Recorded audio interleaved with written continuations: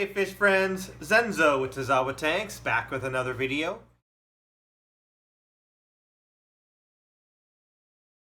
Today I just wanted to kind of take you along with some of the routine stuff that I do. I made a PVC overflow for this tank here. Actually I had one already, but I made a new one, just kind of a little bit of an upgrade, so I'll show you that.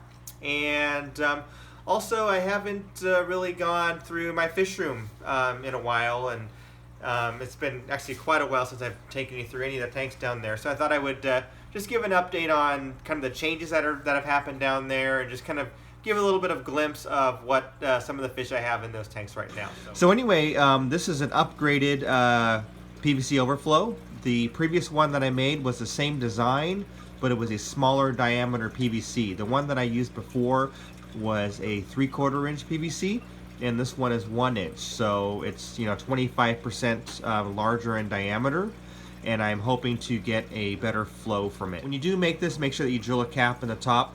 I didn't make a video on how to make it. Joey from King of DIY made one. He made a video, and this is actually his design, and this is where I learned to make it. And I will put a link to his video in the description below. Alright, so I'm back up at the tank. I didn't film the installation of the overflow. It was a little bit difficult getting the right camera angle, and then I was kind of fiddling around and messing with a bunch of stuff, so it was just going to be too long of footage. So anyway, it is installed. It went pretty smoothly, no real issues. So there's the new overflow installed. You can see here that I have it plumbed down through the tube down into the sump. So I can share with you that the flow is a lot better. I'm very happy with the flow rate in the sump, and I think just that little bit larger of diameter in the overflow is just allowing the water to move a little more freely. So anyway, I hope you like that little portion of my DIY overflow. So you've seen me down here in the fish room, doing unboxings and things like that. But I haven't really shown you any of my tanks. The reason why is I had a bunch of tanks set up down here, and then I kind of changed my mind on what I wanted to keep, and kind of rearranged everything. So I used to have a big 60-gallon tank down here with a bunch of yellow labs that were breeding, and I decided to change that up. That's now my Tanganyikan tank, and the yellow labs are either sold or I kept a few. And then I also redid the rack, so changed the rack a little bit. Still use the same design. If you've seen Corey from Aquarium Co-op, he had made a video on how to make these racks. They're very sturdy. And it's really not a fish room down here. It's more of a fish wall, I guess. I think I only have seven tanks. I have 7 tanks down here, so that's not really a fish room. I am planning on doing some more tanks down here, but I don't have those up and running yet. So anyway, let's take you quickly through some of my stuff down here in my fish room. Okay, so this first tank is a 20-gallon tank. Right now I am using it for quarantine. So these are some fish that I recently picked up, and they are going through a medication process. That medication process is General Cure, erythromycin, and ICX. And that's just to really rid the fish of any parasites and diseases that they may be carrying, and hopefully getting rid of all that before they are introduced to any other fish or another tank. So in here I currently have 5 Alanacara peacock cichlids. I have 3 German blues, or German reds, I'm sorry, 3 German reds. I have a Mallory, and I have what I believe is a Frieri. Anyway, so that is what is in this tank. It's kind of hard to see because this is kind of low lit. This bottom shelf is just LED strip lighting. But let me see if I can get a little closer look up here.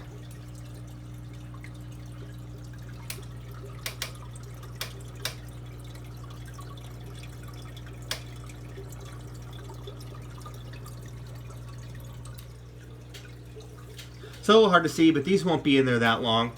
I do this for 7 days, and then after that 7-day period, then I'll change it up and move them into another tank, etc. One of the things that I always do when I get fish, and you might see this in other videos when you see these little placards on the bottom corner of the tank. Sometimes that's to identify what's in the tank for, sometimes it's good for my kids to kind of educate them on fish. But also for me, like in this instance, it tells me what's in the tank and tells me when I medicated them. So that way there's no question on when they were put in the tank and treated with medications.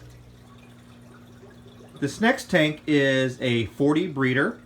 And I actually just moved these fish into this tank. These were the fish that I received in the shipment from Ames Aquatics.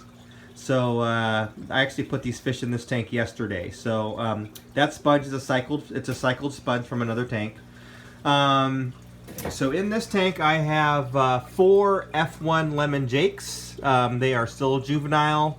One of them is actually showing some color, so that one's for sure a male. The other ones I can't tell yet. I also have in here 2 Borleis, and I have an OB in here. So, and I got the OB just because I love OBs, and you never know what they're going to look like when they grow out.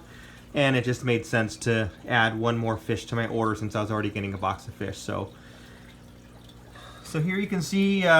Not a lot of coloration on these fish yet. Obviously I'm running bare bottom, just easier to clean. There's a little bit of detritus on the bottom of the glass I need to clean up, but that was just from the other sponge. Everything's run on air. So I do have a couple hang on the backs running right now, and that's kind of temporary while I'm doing the medication process.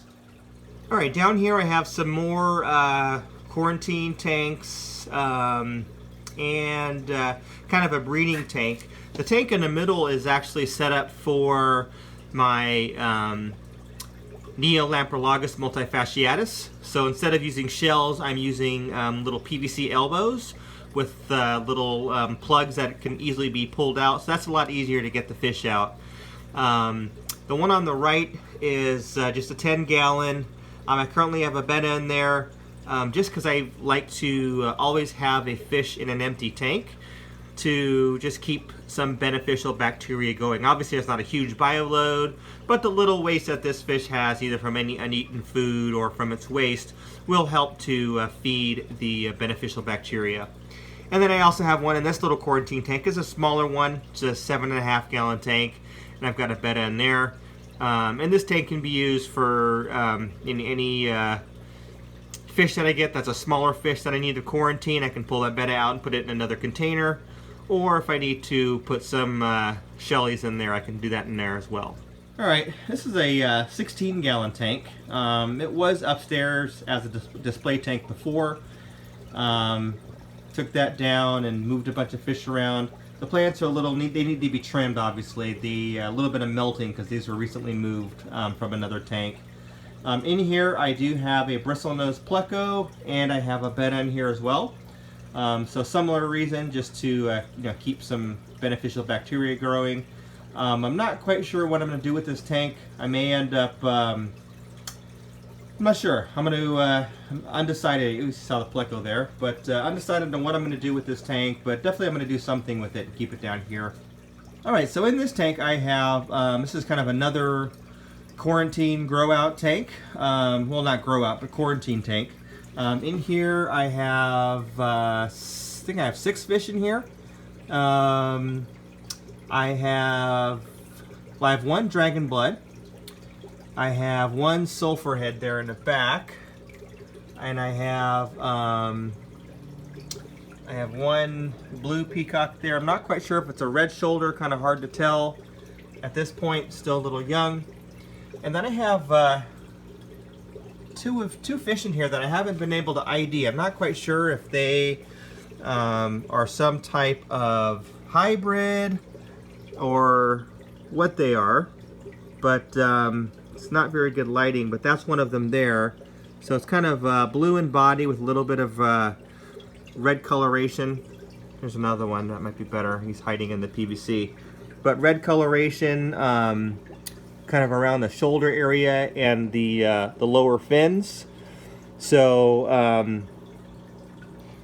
I don't know. I've been trying to kind of look through some photos and ID them, but I haven't had any success yet. So if any of you know what this fish is for certain, please let me know in the comments, and love to get some knowledge. You might have noticed insulation that is surrounding some of the tanks, this insulating foam. And I have that around all my tanks except for this one here in the middle. I've got some type of foam or insulation around them. The reason why is down here in this basement it's kind of cool. It stays kind of into the low to mid 60s on average. So it's not very warm down here, although it does warm up a little bit with all of these tanks running. But the insulation really helps in keeping these glass aquariums warm. So as you know, glass is not the best material when it comes to retaining heat. You know, acrylic tanks do a lot better. But this foam really helps in insulating these tanks and helping them stay warm without the heater having to kick on as often. So I have noticed a significant difference when I insulate these tanks. So on all these tanks, only the front viewing panel is bare, and then all of the other sides are covered, or it's resting on some type of insulation. And then lastly, since I'm down here, I might as well show you the rest of this room. So like I said, it's really not a fish room per se. It's just kind of a fish wall. Although as I add more tanks, I assume that's going to be changing. But it's also kind of my workshop and my man cave. So you can see some of the things. I used to be a motorcycle racer back in the day. You can see here is kind of my work shelf where I keep PVC. There's the old PVC Overflow that I pulled out. Just a table with a bunch of stuff, junk, a couple old football jerseys when I used to play semi-pro football, tools, and there's my desk, which is a mess right now, more motorcycle stuff, etc. So anyway, that's just kind of a glimpse into one of my hangout areas, and it's always nice to be near some fish. Okay, so I hope you enjoyed that video. A little bit longer than I thought it would be, talking in the fish room and everything, but hope you enjoyed the PVC Overflow portion. As I said, I will put the link in the description down below on how that's made with Joey's video. And also hope you enjoyed the little fish tour that I took you through in my fish room. So anyway, as always, I really appreciate you watching. Thank you very much. And please like and subscribe.